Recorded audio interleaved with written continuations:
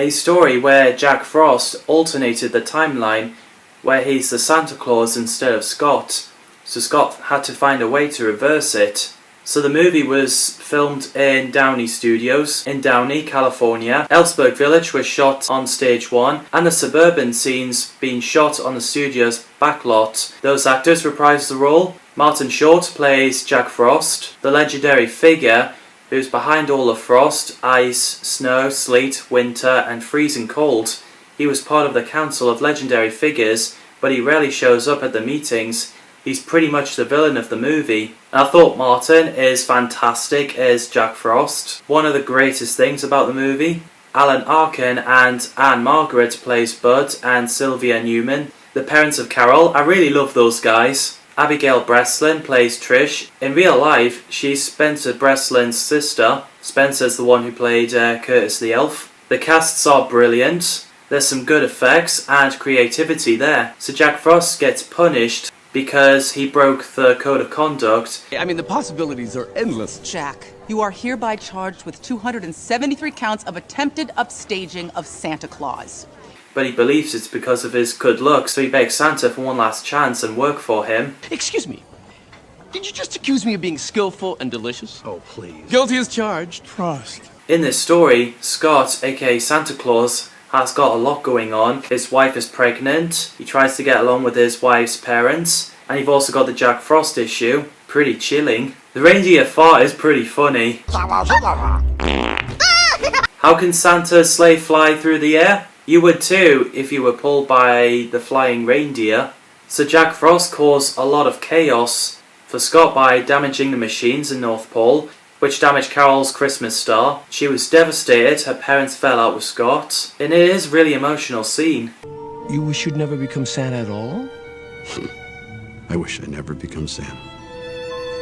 At all? Even Scott wished he wasn't Santa, but he didn't realise that Frost has a globe.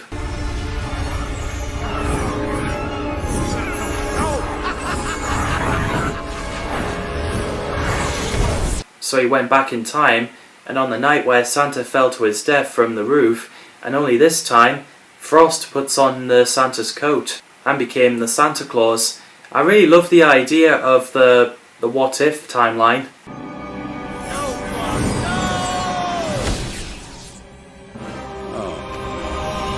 And it goes to 12 years later, where Scott works as a CEO for his workplace, his family not liking him because he's never there for Charlie, and Charlie doesn't want to accept Neil as his dad, so that caused a divorce for Laura Neal. And even bizarre is that Frost turns the North Pole into a theme park. Start spreading the news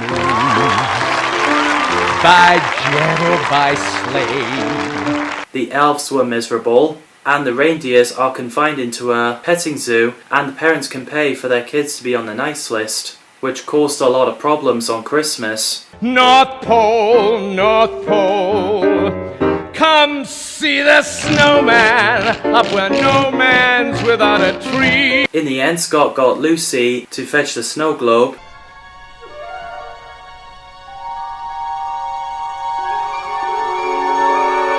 Plays a recording of Frost saying, "I wish I'd never been Santa at all," from a novelty North Pole pen that Frost gave to him. I wish I'd never been Santa at all. Now who said that? Rudolph? Rudolph's... As a result, back into 1994,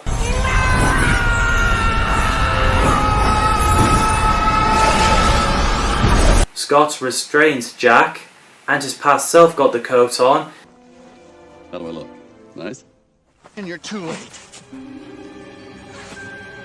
So we're back onto the original timeline, going back to the future.